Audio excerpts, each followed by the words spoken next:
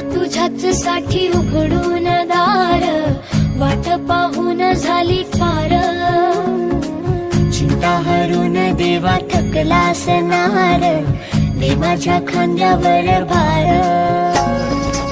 थोडा इथं टेकून जा, घास खाऊन माझ्या हातातला.